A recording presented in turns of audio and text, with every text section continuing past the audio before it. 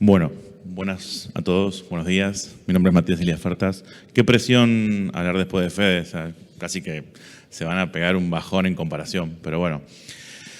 Vamos a hablar un poco hoy de seguir lo que estaba mencionando Fede, que es una parte inicial de la criptografía.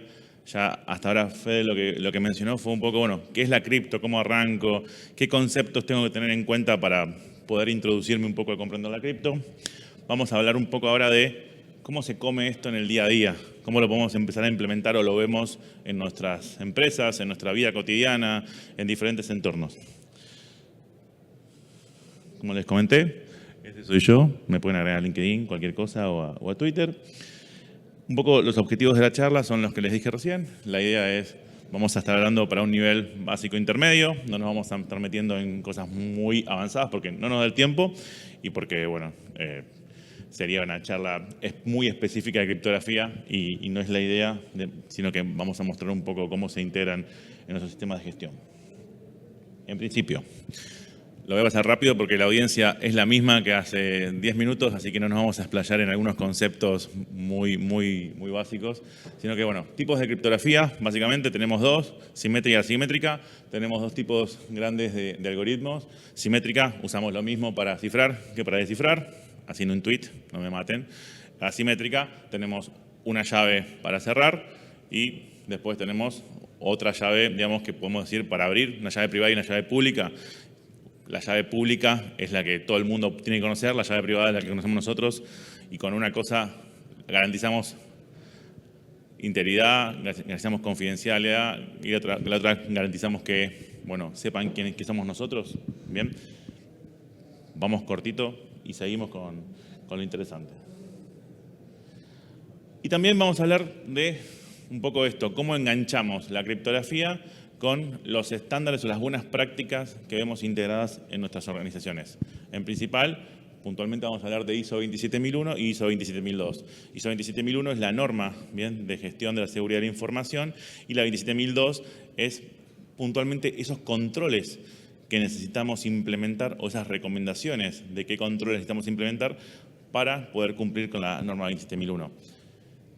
Ahora, me van a decir, bueno, pero criptografía tiene un capítulo muy marcado, una sección muy marcada. ¿Qué otras cosas hay? Bueno, la realidad es que criptografía la vamos a usar en ese capítulo muy marcado, pero tiene implicancias en todos los capítulos de la ISO 27 y la ISO 27002. Y ahora vamos a recorrer un poco. En principio, vamos a hablar de las cosas directas. Sí, como les dije, tenemos el control A10 que habla de criptografía.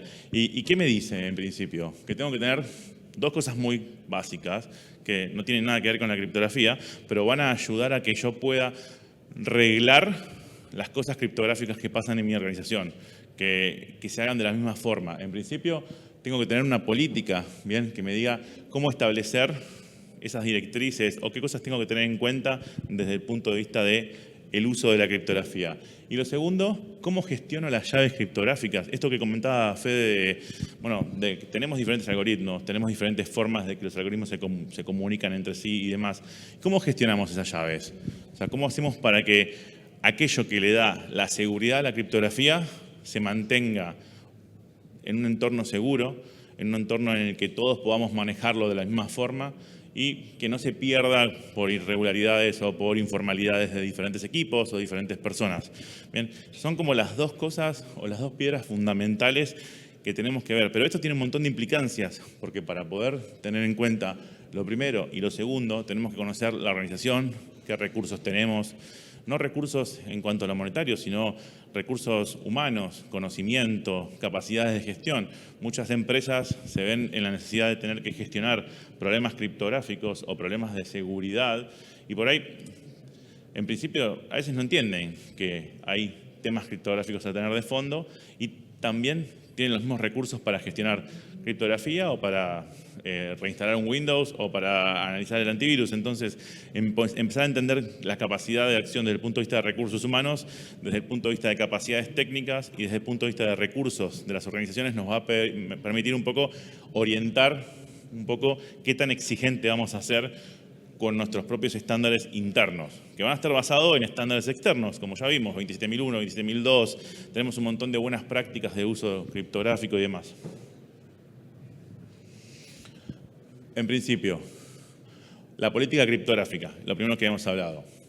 ¿Cuáles serían las cosas claves a tener en cuenta? Bueno, tengo que seleccionar qué tipo de algoritmos voy a utilizar. Y parece una cuestión trivial, quizás por ahí en el 90% de las organizaciones, cualquier algoritmo que utilicen que esté estandarizado hoy en día, AES, por ejemplo. Cualquier archivo que zipiemos en .zip se puede cifrar con AES. Y con eso alcanza para el 95% de las empresas, les diría. Pero tenemos empresas muy específicas o tenemos casos de usos muy puntuales en donde tenemos que seleccionar bien específicamente qué tipo de algoritmo vamos a utilizar para cada entorno. Porque no es lo mismo cómo vamos a guardar las bases de datos cuando las tengamos at rest, o sea, en disco, cómo vamos a hacer para comunicarnos con el servidor web y si queremos que nuestra información viaje íntegra de un lado a otro y confidencial de un lado a otro. Bien, tenemos diferentes tipos de algoritmos que vamos a tener en cuenta y vamos a tener que estar aprovechando o seleccionando para que la gente de infraestructura o nuestros compañeros de otras áreas puedan implementar siguiendo esas buenas prácticas y que justamente no tengamos que perder esta estandarización, porque los algoritmos claramente van evolucionando con el tiempo, se van encontrando mejores algoritmos, la capacidad matemática va incrementándose, hay formas de romper diferentes algoritmos porque claramente hay más capacidad matemática, no es que el algoritmo falle, sino que cada vez podemos calcular más espacios de llave en menos tiempo, podemos calcular más variables y demás, entonces tenemos que ir actualizándolo. Pero primero tenemos que estandarizarnos, política. Bien, ¿para qué está permitido la criptografía y para qué no? Esto un poco también se relaciona depende de dónde estemos funcionando. Hay ciertos países que tienen limitados qué tipo de algoritmos se pueden utilizar, porque también tienen que tener cierto control de qué información se cifra, se envía y demás, porque a veces en algunos países los algoritmos matemáticos o criptográficos están catalogados como algoritmos de uso militar. Entonces hay algunas cosas que por ahí decimos queremos la mejor seguridad de todos y podemos estar cayendo en un incumplimiento legal, ¿bien? O un incumplimiento contractual con algún proveedor que tengamos. Bueno, lo que dije anteriormente. La gestión de las llaves era otro de los temas que también les había dicho. Bueno, dentro de lo básico, que tenemos esas dos cosas, es la segunda cosa más importante, porque cómo gestionemos nosotros toda la parte de seguridad criptográfica de nuestras llaves, de cómo guardamos la contraseña, lo más simple, hasta dónde están los algoritmos, la semilla y todo lo que hacemos para inicializar los sistemas criptográficos que utilizan nuestros sistemas, ¿bien? Porque básicamente eso es lo primordial, es importante. Entonces, la generación. ¿Tenemos una fuente confiable de entropía para generar que haya suficiente aleatoriedad? Mati, ¿con qué se come eso? Bueno, simple, cuando ustedes usan cualquier programa que cifra, no sé, el Veracrypt, el TrueCrypt, como era antes. O sea, cuando ustedes ponen crear un nuevo volumen criptográfico, les hace mover el mouse como unos locos. Lo que hace es justamente empezar a generar un poco de entropía para poder generar eso. Con sistemas un poco más avanzados, o sea, eso si nos vamos al uso normal, hogareño, de pyme, pero a medida que vayamos avanzando en evolución de nuestra empresa, o sea, los sistemas se vuelven más complejos, lo que va a suceder es que tenemos que tener más presente cómo generamos, ¿bien? O tenemos una fuente de entropía correcta para nuestros algoritmos. Que de vuelta, si somos una pequeña empresa, por ahí no nos tenemos que focalizar mucho en eso, sino en lo que viene después, ¿no? Métodos seguros para compartir claves a partes autorizadas.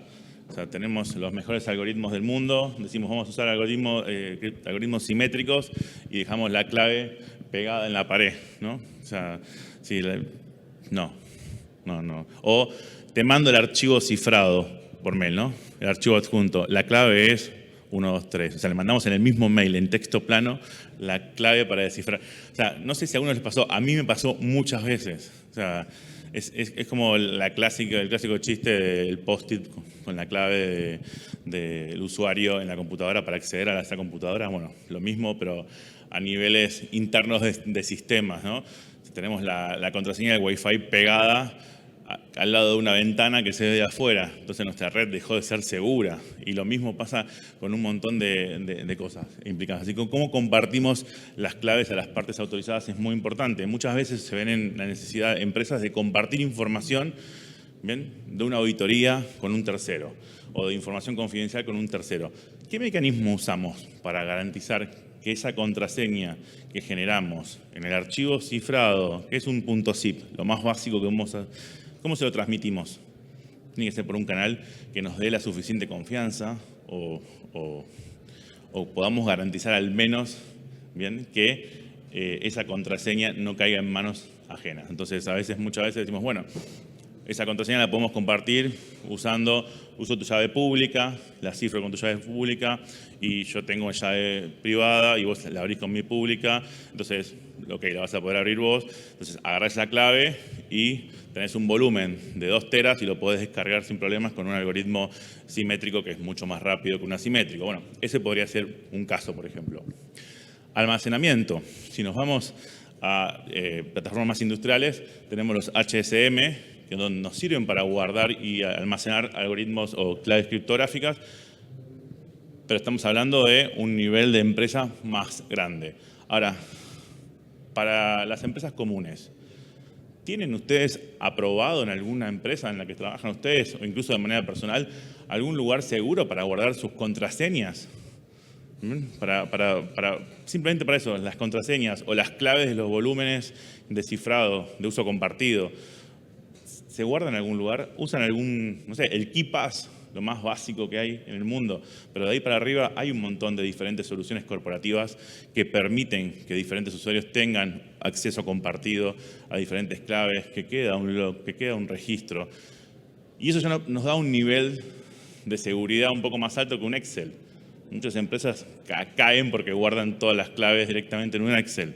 Entonces, a veces no es necesario ir a un HCM, pero si vamos más para abajo, más a la criptografía de a pie, o sea, ¿ustedes guardan sus contraseñas de manera segura? Y después, a nivel corporativo, ¿cómo garantizan que sus empleados guarden las contraseñas de manera segura? Y a nivel un poquito más arriba, ¿cómo garantizan que los administradores de red, de sistema y demás puedan acceder, no sé, a la clave de root, a la clave de administrador de manera segura y no se las compartan en un Excel dando vueltas? Bueno, hay diferentes soluciones que van a permitir justamente poder almacenar de manera segura en hardware, en software, dependiendo la escala de la organización. Bien, son todas cosas que tenemos que tener en cuenta a la hora de estandarizar un poco la parte criptográfica. Y la rotación, cada cuánto cambiamos las contraseñas, ¿no?, las claves y demás. Desde el punto de vista de la buena práctica, es lo mismo decir cada cuánto cambian su contraseña que cada cuánto rotan la clave que utilizan para cierto algoritmo criptográfico, porque cada cierto tiempo es recomendable efectuar una rotación. La única diferencia es que es un poco más complejo, porque claramente no es que la usamos directamente para entrar a Windows o a nuestro correo, sino que la usamos en diferentes implementaciones que cierran túneles de VPN, que se usan para transaccionar cierto tipo de situaciones y demás. Por lo tanto, es algo a tener en cuenta y es algo para tener bien armado en una gestión de cambios, la rotación de las claves, ¿no? Y incluso revocación y destrucción. Cuando hablamos de certificados digitales, cuando hablamos de llaves pública y privada, cada cuánto la cambiamos, ¿cómo revocamos? Bien, tenemos un certificado, seguramente más de ustedes, más de uno, alguna vez habrá puesto a jugar en internet y generó su llave pública y su llave privada. Y dijo, bueno, le pongo el máximo nivel de seguridad porque se puede, buenísimo, y va a vencer de acá a 15 años. Ok, eso quedó guardado en un servidor de llaves en algún lugar y ustedes siguieron aprendiendo, siguieron jugando, siguieron toqueteando y se olvidaron. Y por ahí van ahora y todavía tienen llaves públicas y privadas válidas guardadas en algún lugar de internet que generaron. Entonces, eso, supónganse que guardaron su llave privada en algún disco que quedó tirado o en una compu vieja de una tía que estuvieron probando. Alguien técnicamente podría usar esos medios criptográficos para hacerse pasar por ustedes, porque todavía es válido si le dieron 15 años, 10 años, 5 años, lo que sea. Entonces, a nivel personal es complejo. Imagínense a nivel corporativo, cómo garantizamos justamente que la generación de tanto llave pública como llave privada tenga una correcta gestión, para hacer un solo ejemplo. Todas esas son las cosas que tenemos que empezar a considerar a la hora de hablar un poco de gestión de llaves criptográficas desde el punto de vista estandarizado. En la implementación práctica, puntualmente, tenemos diferentes cosas a tener en cuenta. Desde, como les dije anteriormente, datos en tránsito. ¿Qué vamos a utilizar? Bueno, me dicen SSL y les revoleo algo. Pero hoy en día ya estamos hablando de TLS. Estamos hablando de TLS a partir de 1 o 2 para decir que estamos realmente seguros. En la teoría, a niveles de seguridad matemática o de implementación matemática, mejor dicho, de lo que usamos para poder estar en Internet. La realidad es que si se ponen en sus casas e implementen SSL, porque es el que viene por defecto, está bien, porque no es que en su casa van a tener el mismo nivel de exposición que si estuviesen en Internet. Tienen un servidor interno que lo están usando para probar cómo funciona el SMTP o el POP o cualquier servicio. Bueno, la realidad es que cualquier certificado es mejor que nada. Si van a estar jugando un poco más arriba, de vuelta, siempre arrancamos desde lo básico y vamos escalando, claramente tienen que tener algo más cercano a TLS 1.2. Y eso es cómo yo me comunico con la persona que estoy hablando sin que nadie se ponga a escuchar qué está pasando en el medio. Es como que yo ahora estoy hablando con todos ustedes, pero si de repente me pongo a hablar con Marcelo directamente, o con Marcelo, tengo 2 Marcelos, y no quiero que ustedes me escuchan, tengo que usar alguna especie de lenguaje que me garantice que ustedes no entiendan lo que estoy hablando con ellos. Y eso es muy importante a la hora de empezar a manejar las telecomunicaciones de nuestra organización. Desde el punto de vista de datos en reposo, cómo guardamos la base de datos, cómo guardamos los backups, es súper importante, porque mucha gente dice, yo contra el ransomware estoy reprotegido, tengo un backup, perfecto. ¿Los backups dónde los guardas? No, tengo un disco externo, tengo un pendrive, tengo cinta, ok, perfecto. ¿Y con qué cifras esos backups que haces de forma remota? ¿Cómo cifrar? No, están en una cinta, ok. ¿Y esa cinta dónde la tenés? No, hacemos 2 copias. Una se queda acá en el data center y la otra la mandamos al sitio secundario. Ah, buenísimo. ¿Y cómo la transportás al sitio secundario? No, la lleva el cadete en el subte. Ah, ok. O sea que le roban la bolsa al cadete y tienen la copia de la base de datos de toda tu empresa. Bueno, tenemos que empezar a considerar justamente, sí, los backups van cifrados. Hoy en día la mayoría por defecto te pide que pongas una contraseña, pero no todos. Entonces, bueno, ¿qué tipo de algoritmo utilizamos? ¿Qué tipo de cifrado utilizamos para guardar dato at rest? Dato at rest no solamente en los backups, las workstations. Tenemos una forma de cifrar los discos que utilizamos en nuestra estación de trabajo, en nuestra laptop, en los servidores. ¿Qué pasa si viene un técnico de una empresa tercera y ve que los discos están write, se lleva un disco, o saca un disco, pone otro, no estamos monitoreando las alertas de los discos rígidos? Si el disco no está cifrado, lo pone en su compu y tiene una copia del sistema operativo de un server.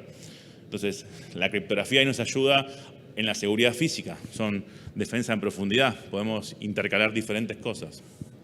Desde el punto de vista de firmas digitales, claro, bueno, la usamos para verificar identidad.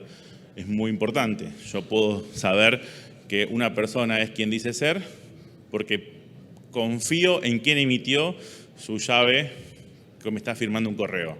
Entonces me llega un correo, muchas veces ustedes lo hacen de empresas, les llega un correo de una empresa y ven, no sé, gestores de correos como Gmail, dice, este es seguro. ¿Por qué? Y bueno, porque el correo usa medidas criptográficas que me permitan garantizar que el remitente es quien dice ser.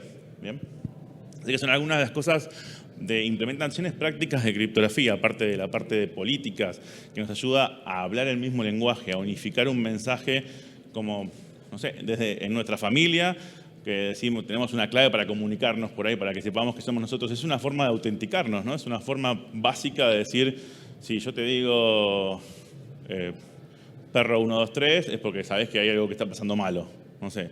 O si te digo, no sé, Homero, puede ser que sea algo que está todo bien y verifico que soy yo de verdad y no que alguien me robó el celular. Desde ahí en adelante, a nivel corporativo, vamos a ir escalando. A nivel empresa, pyme, mediana empresa, grande empresa, y las soluciones claramente se van a ir adaptando a la escalabilidad que tengamos que dar.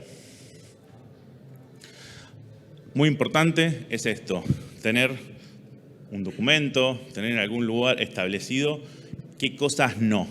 Porque qué cosas sí las vamos a ir haciendo. A medida que vayamos justamente transcurriendo el tiempo, vamos a ir estableciendo formas de qué cosas sí y vamos a ir actualizándolo.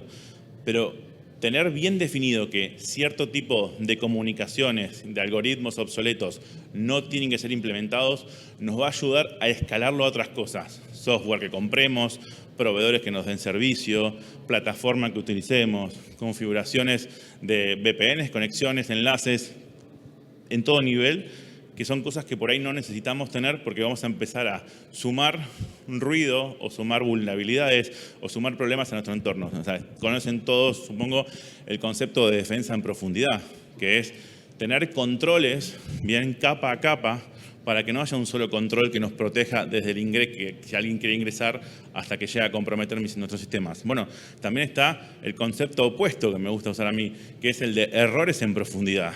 Vamos sumando pequeños errores, un algoritmo que es un poco vulnerable, pero bueno, no pasa nada. Esto, que no lo cambiamos cada cierto tiempo, pero bueno, no pasa nada. No rotamos las claves, no pedimos segundo factor de autenticación. Vamos sumando muchas cosas y ahí es donde está el camino hecho para que vengan y justamente nos roben una base de datos, nos infecten la red, tengamos un problema a nivel empresa. Entonces, MD5, ya nadie usa MD5. Tienen problemas de colisiones por todos lados. De hecho, hay casos oficiales que quedaron como casos de uso de colisiones de MD5, en elecciones presidenciales, un montón de cosas muy interesantes para que busquen después. Así que, bueno, MD5 ya uno no deberíamos usar, DES y triple DES idealmente tampoco, RC4 tampoco, bueno, y así un montón. ¿Qué recomendamos? Bueno, ya 256, 512 les diría, porque no hay tanta diferencia para la mayoría de las implementaciones. ¿Bien? Y de ahí, bueno, ya 3, AES. De vuelta, AES, o sea, es simplemente una decisión de diseño, porque hoy en día, con el poder computacional que tenemos en la mayoría de los equipos normales, podemos hasta tener volúmenes gigantes encriptados con AES y no es tan pesado el algoritmo. Entonces, nos da una seguridad muy buena. Para todo lo que es integridad, la realidad es que depende en qué entorno lo estemos utilizando, pero bueno. Algunas otras recomendaciones un poco más subyacentes. Hasta acá hablamos directamente de lo que es las recomendaciones o las buenas prácticas desde el punto de vista de implementaciones criptográficas de la política, la decisión de algoritmos, rotaciones, buenas prácticas y demás. Pero hay otras cosas que vienen por atrás, ¿no? Que no hablan directamente de la criptografía, sino de cómo manejamos cosas de entorno que se relacionan con criptografía. Evaluación de proveedores y software, por ejemplo. Control A15 de la 27001. En criterios para selección de proveedores, certificados, cumplimiento, pruebas de auditorías de software. ¿Qué utiliza el software de nuestros proveedores? ¿Está ok el software que estamos adquiriendo? ¿Es una solución SaaS? Bueno, ¿cuál es el algoritmo por defecto de esa solución SaaS? Bien, ¿cómo sabemos que nuestro proveedor está codificando, está programando, o está adaptando, o está usando bien, no sé, la implementación de un algoritmo propio o está implementando el algoritmo porque sabe ya utilizado, pero de manera no estandarizada, con una librería no estandarizada, en un software que nos está vendiendo? Nos está poniendo algún tipo de problemas. Entonces tenemos que poner alguna forma en que digamos, bueno, los desarrolladores, las empresas que contratemos, tienen que seguir cierta estandarización a la hora de utilizar criptografía. Tenemos que poder hacer auditorías sobre las terceras partes o sobre diferentes servicios que nos ofrezcan de enlatados y demás, porque muchas veces lo que pasa con el software es, tenemos el software, funciona, pero nunca más escala. Nunca más se actualizan los algoritmos de seguridad. Nunca más se actualiza nada del software en sí. Otras recomendaciones como, bueno, los riesgos.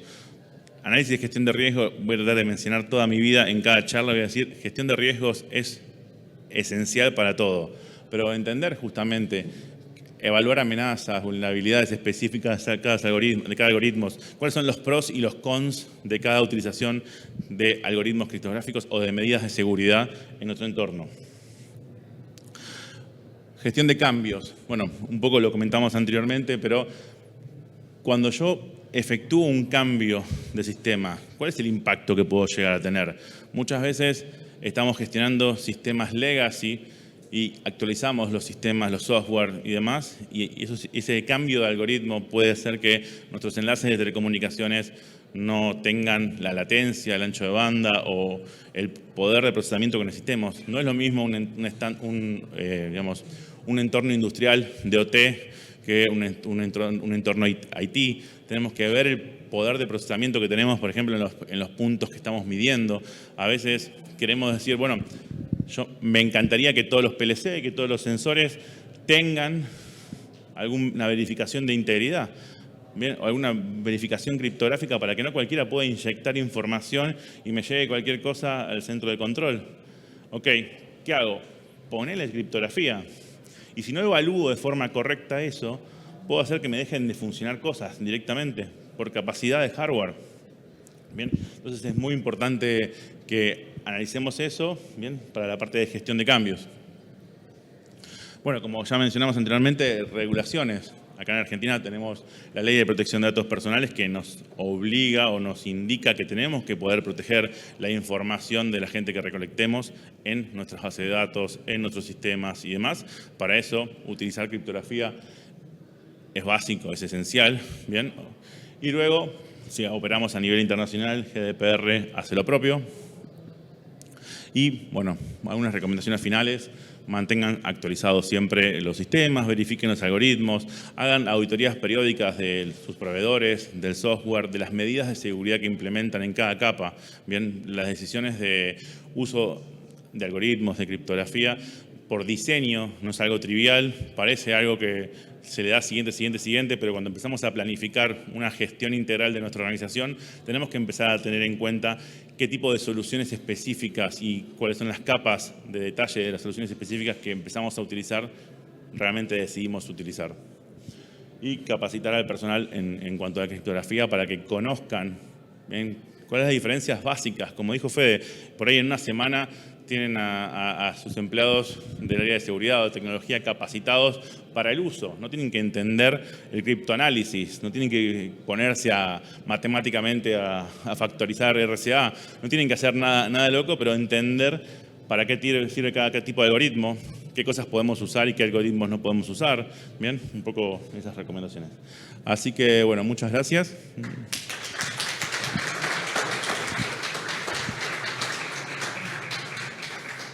Y acá los dejo con el jefe de las matemáticas del mundo mundial. Gracias, Mati. Bueno, muchas gracias. ¿Hay alguna pregunta para hacerle a los muchachos? ¿Alguna consulta? ¿Ninguna consulta? Bueno, quiero agradecerles en nombre del Village de Criptografía. Hay una charla más ahora, ¿sí?, sobre esteganografía, si les interesa. Es la hermanita melliza de la criptografía. Y bueno, ustedes vayan tranquilos, quedan liberados. Nos vemos después. Esto es tuyo, ¿no, Mati? Buenísimo. Bueno, presenten nomás.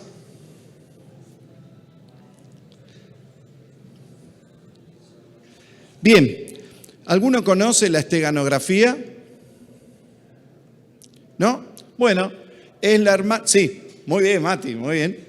La esteganografía es la hermana de la criptografía, con una diferencia que la vamos a poder ver ahora cuando sigamos avanzando. La siguiente, por favor.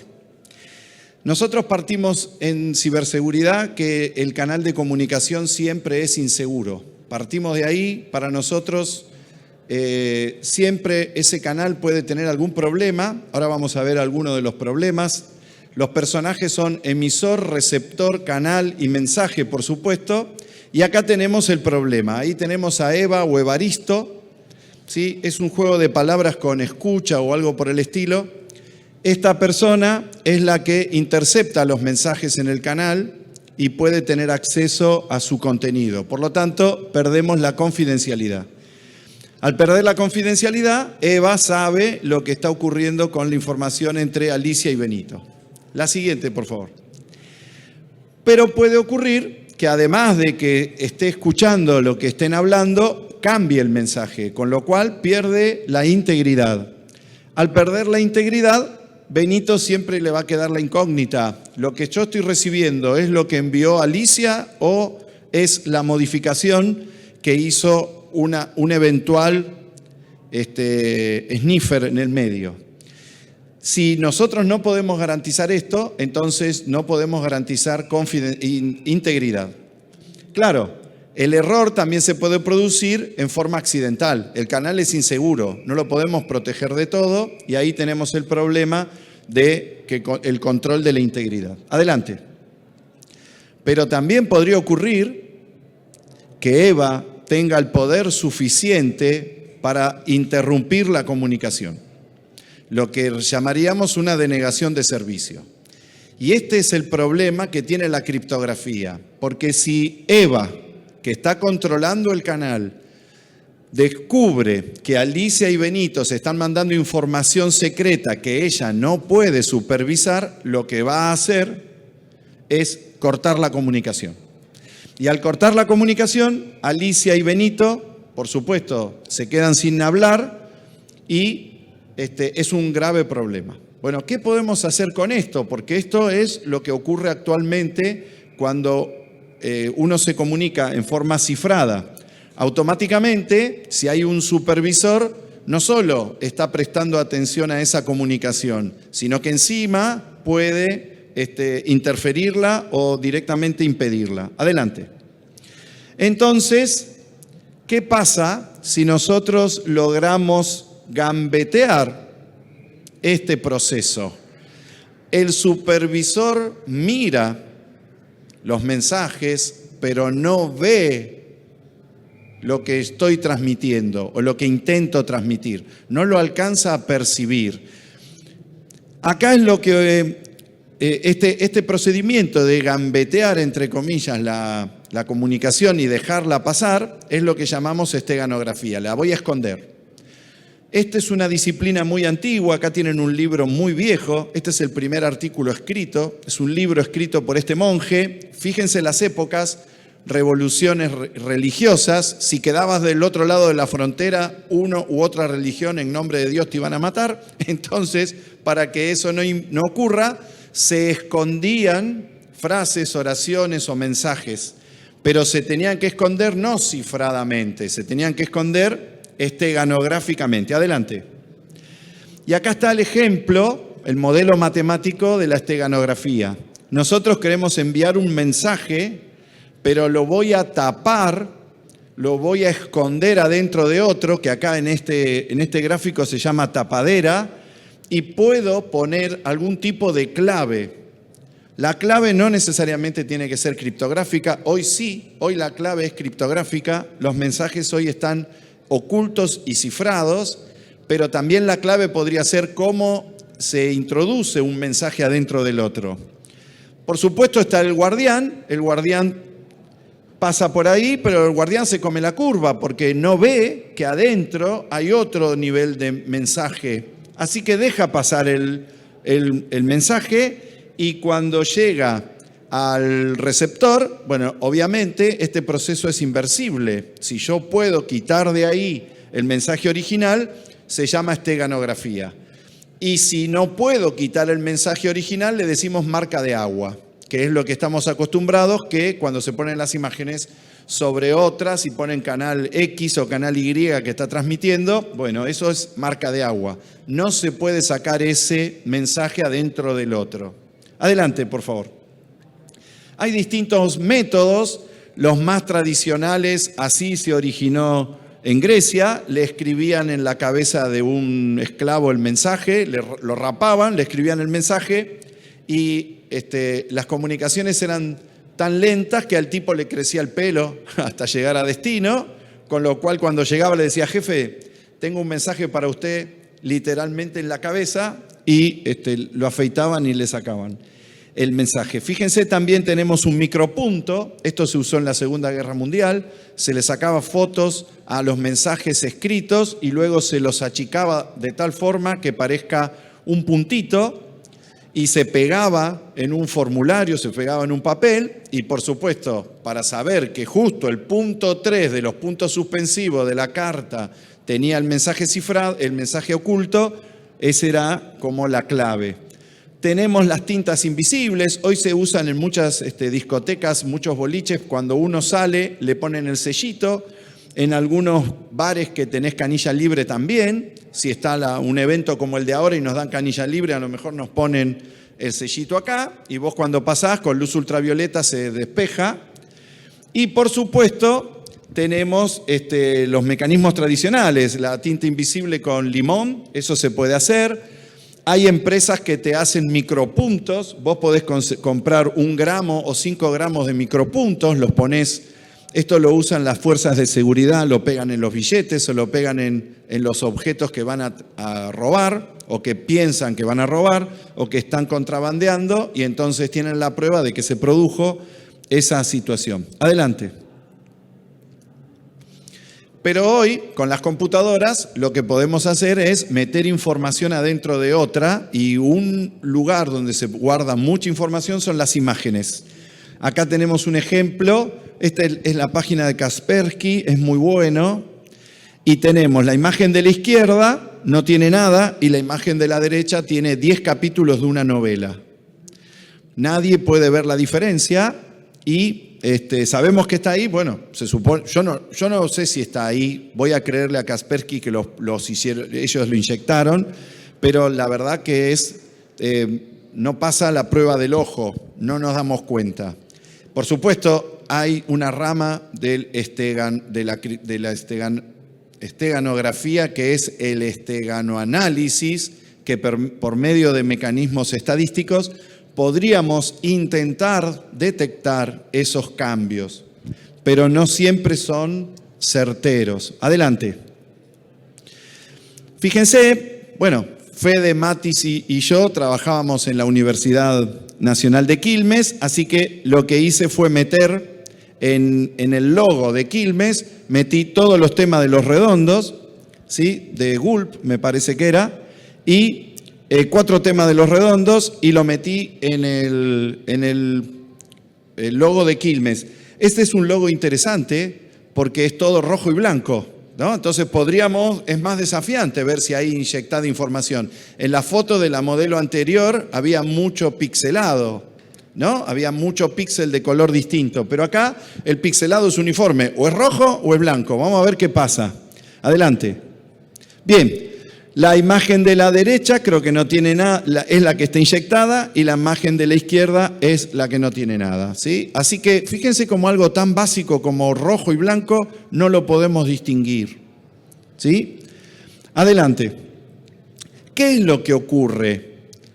En este tipo de esteganografía no se adhiere información, o sea, no es que está pegado al logo de Quilmes la información de los temas de los redondos. Acá no se agrega información, se cambia la información. ¿Y cómo se cambia? Por ejemplo, cambiando el bit menos significativo de cada píxel.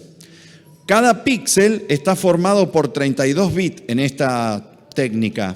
4 para el rojo, 8 para el rojo, 8 para el verde, 8 para el azul y 8 para el brillo.